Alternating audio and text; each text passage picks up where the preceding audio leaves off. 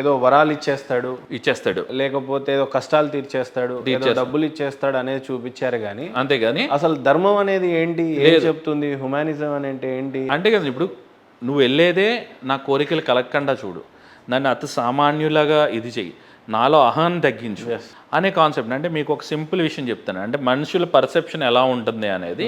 మొన్న రీసెంట్గా ఒక ఎగ్జాంపుల్ ఏంటంటే, నేను కొత్త కారు ఒకటి పెద్ద కారు తీసుకున్నాను. ఎందుకు తీసుకున్నానంటే 7 సీటర్, మా హాస్పిటల్ స్టాఫ్ని ఏంటి వాళ్ళనేంటి ఎక్కడికైనా తీసుకెళ్ళాలని నేను చేయాలన్నా 2 కార్లు వేసుకొని వెళ్తే ఇబ్బంది అవుతుందని చెప్పానని అందరినీ గుంపుగా తీసుకెళ్ళడం నాకు ఇష్టం.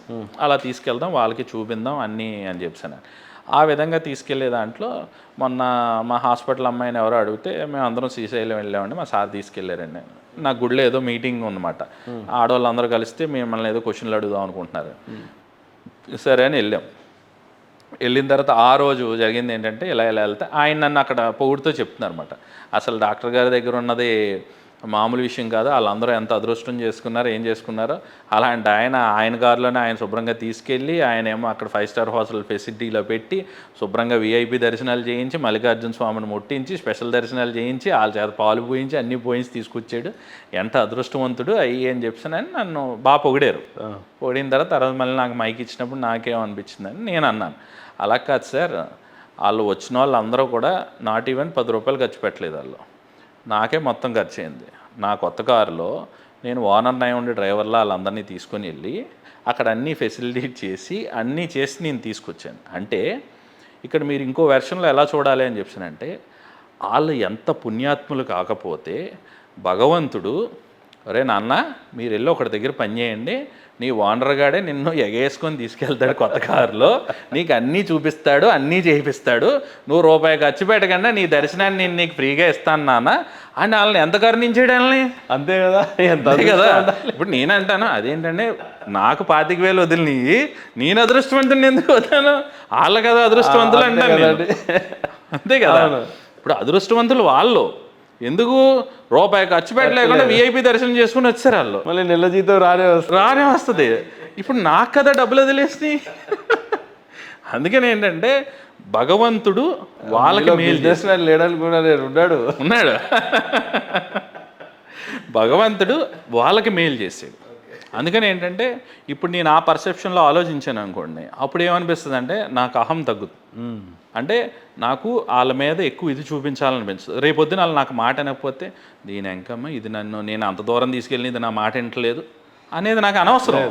నా బాధ్యత, నేను వెళ్తున్నాను, నాతో పాటు ఇంకో 7గురు పడతారు, తీసుకెళ్ళాను, చూపించాను, తీసుకొస్తున్నాను, చూపించానన్న గర్వం ఉండకూడదు, ఏదీ అవసరం లేదు, ఒక కాముగా ఊరుకుంటాం. నీ పొగడుతుంది నేను తీసుకున్నాను అనుకోండి, నాలో అహం పెరిగిపోతుంది. అందుకని ఏంటంటే నాకు అహం వద్దు. భగవంతుడు వాళ్ళ ఏ జన్మలో నేను వాళ్ళకి ఏం పాపం చేశానో ఏం చేశానో వాళ్ళ రుణం తీర్చుకోమని నాకు అవకాశం ఇచ్చాడు. అట్ ద సేమ్ టైం వాళ్ళే పుణ్యాత్ములు. అలాంటి పుణ్యాత్ములు అంటే రూపాయి ఖర్చు పెట్టకుండా ఇంత లగ్జీరియస్గా వెళ్ళిపోయి వచ్చే ఫెసిలిటీ ఎవరికి ఉంటుంది? ఎవరికి ఉండదు కదా. అంటే వాళ్ళు ఎంత పుణ్యం చేసుకోకపోతే వాళ్ళకి ఆ పని జరుగుతుంది. కరెక్ట్. మనం ఎప్పుడు ఏంటంటే ఆ కోణంలో ఆలోచించాలి. మనం ఎప్పుడైనా ఆ కోణంలో ఆలోచించామనుకోండి, మనకు అహంకారం ఉంటుందా? అంతే కదండి, ఉండకుండా డౌన్ అయిపోతుంది. అందుకని ఏంటంటే నేను ఎప్పుడూ కూడా అవతల సైడ్ వాడికి చేస్తే ఆడికి లేదు అని చెప్పానంటే, నీకు పెట్టే అర్హత నీకు ఇచ్చాడు అని చెప్పానంటే నీకు పంచుకునే అర్హత ఇచ్చాడు, నిన్ను తగ్గమని చెప్తున్నాడు. మనం ఆనందపడిపోయాల్సిన విషయం ఏం లేదండి. ఎందుకంటే చుట్టుపక్కల మనతో సమానంగా బతకలేని వాళ్ళు బోలంతమంది ఉన్నారు. దాంట్లో కొంచెం మందికే మనం హెల్ప్ చేసి మనం ఏదో ఉద్ధరించేస్తున్నాం అని చెప్పానని ఎక్కువ ఫీల్ అయిపోవాల్సిన గొప్ప వ్యక్తిత్వాలు గల వాళ్ళు ఏమీ కాదు. నేనేమంటే నేను ఒక నార్మల్ మనిషిని, ఒక మనిషిలా బతుకుతున్నాను, అది నాకు సరిపోద్ది. నేను గొప్పగా ఏం బతకట్లా. మిగతా వాళ్ళు కొంతమంది బతకలేకపోవటం వల్ల నాకేమన్నా గొప్పగా వాళ్ళకి నేను కనిపించవచ్చు ఉండొచ్చు, కానీ ఇది గొప్ప లక్షణం కాదు, ఒక మనిషి లక్షణం. రైట్. అందుకని ఏంటంటే బేసిక్ లక్షణం నేర్చుకోండి అని నా సందేశం. గౌతమ్ గారు ఎలాగో ధర్మం గురించి మాట్లాడారు కాబట్టి, చాలాసార్లు సనాతన ధర్మం అనేదే, ఈవెన్ మీరు చైనాకి వెళ్ళినా అమెరికాకి వెళ్ళినా ధర్మం, సనాతన ధర్మం, హిందూ ధర్మం అనేది చాలా పురాతనమైందని గూగుల్ తల్లి ఒప్పుకుంటుంది. అవునండి, వాళ్ళు ఒప్పుకుంటున్నారు. అవునండి. కాకపోతే ఈ సనాతన ధర్మం అంటే ఏంటి అనేది ఒక కన్ఫ్యూజన్ వాళ్ళకి. అవునండి. ఓకే. రెండోది ఏంటంటే బైబుల్ అనేది ఇప్పుడు కొత్త, అంటే మనం ఎవరికి వ్యతిరేకం అనే ఈ సబ్జెక్ట్ కాదు. అవునండి.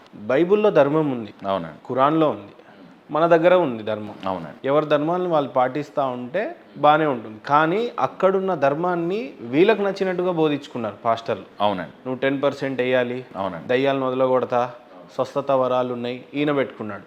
అట్లా ఎవరికి వాళ్ళు వాళ్ళ వాళ్ళ సిస్టాన్ని పెట్టించారు. అవునండి. చివరికి ఎక్కడికి వచ్చిందంటే అదే సనాతన ధర్మానికి ముంపుగా తీసుకొచ్చేసారు. ఏంటంటే మీరు విగ్రహారాధనలు చేస్తున్నారు, మీరు దేవుడిని కాదు సాతాన్లను పూజిస్తూ ఉన్నారు, మీ దేవుడు తప్పు, మీరు నిజ దేవుడిని తెలుసుకోలేకపోతున్నారు, నిజమైన దేవుడు నా దేవుడే అని ఏ మతాలకు ఆ మతాలు చెప్తున్నాయి.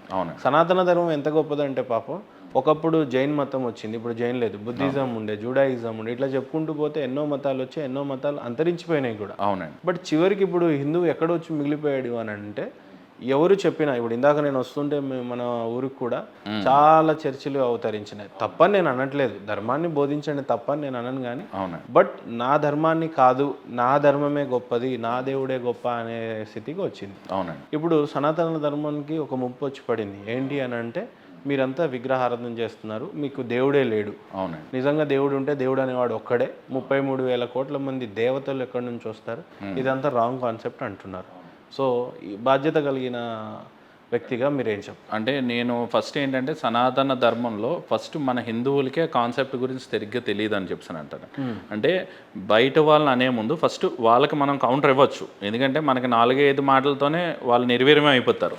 ఇంకా మళ్ళీ వాళ్ళని సబ్జెక్ట్లోకి డీప్గా వెళ్ళి కూడా పెద్ద ఏమీ చేయక్కర్లేదండి. ఎట్లా అంటారు అంటే ఇప్పుడు సింపుల్గా వాళ్ళకే ఫస్ట్ కౌంటర్ ఇద్దామని అనుకుంటే, ఇప్పుడు మీకు ఎలా అంటే వాళ్ళకి పునర్జన్మ కాన్సెప్ట్ కానీ కర్మ సిద్ధాంతం కానీ ఈ రెండు ఉంటాయని, ఎందుకంటే నాకు తెలియదు, నేను వాళ్ళ పుస్తకాలు ఏమీ ఎక్కువ చదవలేదు, మీరు చదివారు కాబట్టి పుస్తకాల ప్రకారంగా ఆత్మ మాత్రమే ఉంటుంది, మళ్ళీ పుడతారు అనేది కాన్సెప్ట్ లేదు వాళ్ళకి.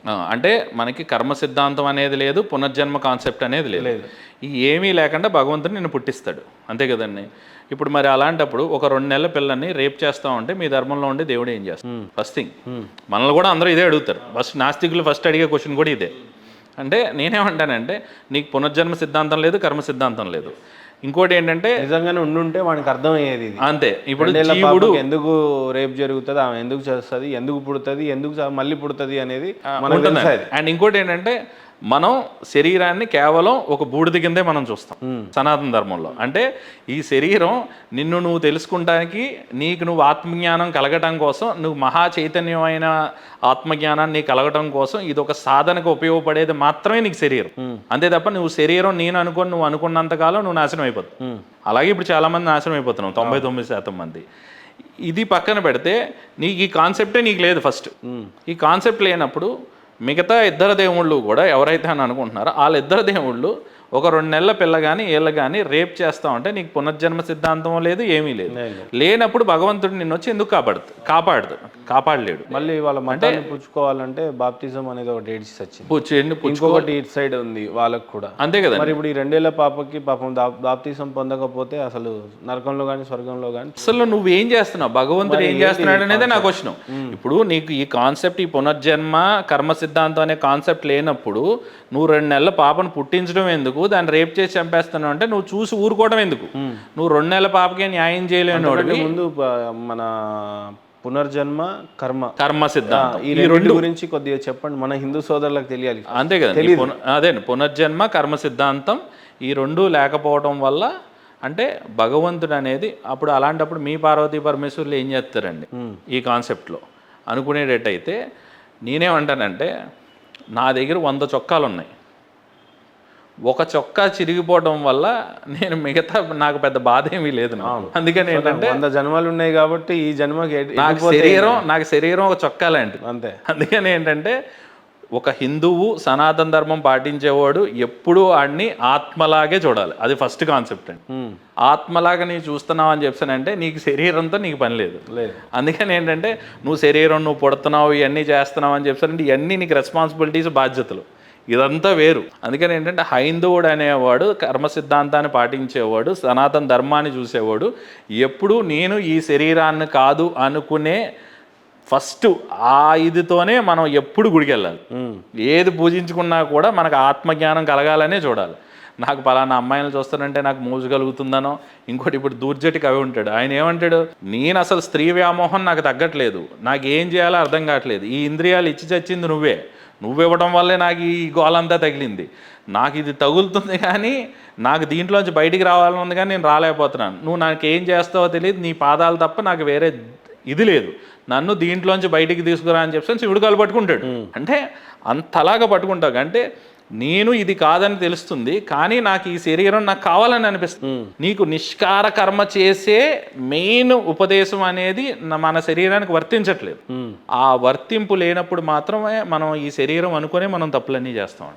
నువ్వు ఎప్పుడైతే ఈ శరీరం కాదు అని అనుకున్నావు అనుకోండి, అహం బ్రహ్మాస్మి సనాతన ధర్మంలో చెప్పేది ఏంటంటే నువ్వు చెట్టును కొలుస్తావు, పుట్టను కొలుస్తావు. ఇప్పుడు మొన్న వరల్డ్ ఛాంపియన్ తను గెలిచాడు, గుకేష్ యంగ్స్టర్ గెలిచాడు.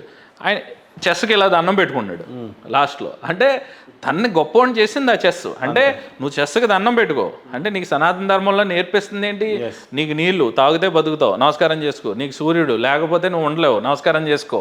నువ్వు భూమి, నీకు రోజు పంట పండాలి, అన్నీ చేసుకోవాలి, నమస్కారం చేసుకో. నీకు వాన పడాలి, దాన్ని విగ్రహం అని వీడు అంటే ఇంకా నమస్కారం చేసుకో. అంటే నేనేమంటానంటేనండి, సనాతన ధర్మంలో మెయిన్ చెప్పేది ఏంటంటే నీకు పూజలతోనూ పునస్కారాలతో పని లేదు. మీరు నాస్తికుడు అండి, మీరు ఒక భయంకరమైన నాస్తికుడు. నేను దేవుడు అనే కాన్సెప్ట్ని నేను నమ్మను.